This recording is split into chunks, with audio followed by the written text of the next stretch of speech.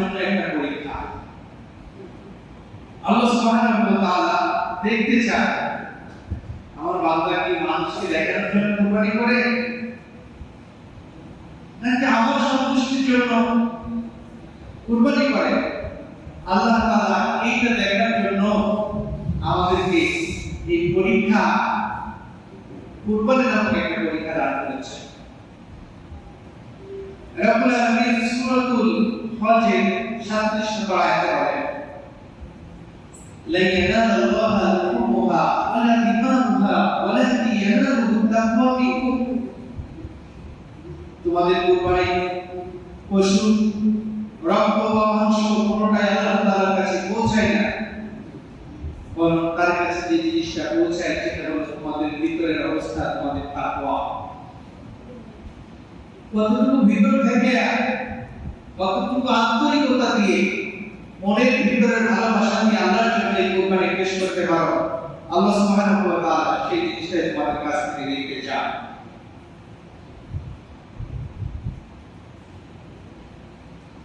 আমার ভাইরা,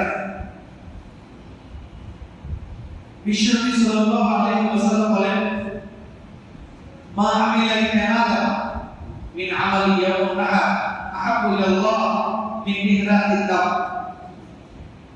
বনি আদমের জন্য ঈদুল আযহার দিনে পশু জবাই করার চেয়ে উত্তম আর কোনো আমল আল্লাহ তাআলার কাছে নাই। ঈদুল আযহার দিনে পশু জবাই করা, এই পশু জবাই করার চেয়ে আল্লাহ তাআলার কাছে প্রিয় কোনো আমল বনি আদমের জন্য আর নাই। فإنه لا يأتي يوم القيامة بقرونها وأشعارها وأظلافها।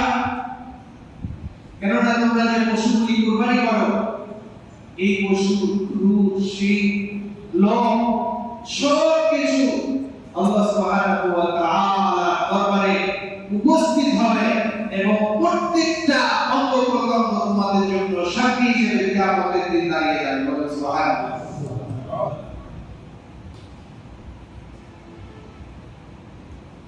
তোমরা যে কুরবানি করো, তোমাদের এই কুরবানির পশুর রক্ত জন্মে পড়ার আগে আমি আল্লাহ তোমাদের কুরবানিকে কবুল করে নেই। অতএব আনন্দ চিত্তে কুরবানি করো, আনন্দ চিত্তে কুরবানি করো। যদি কোনো ব্যক্তি কুরবানি করতে দয়া মায়া দেখায়, তাহলে এটা হলো না কুরবানি।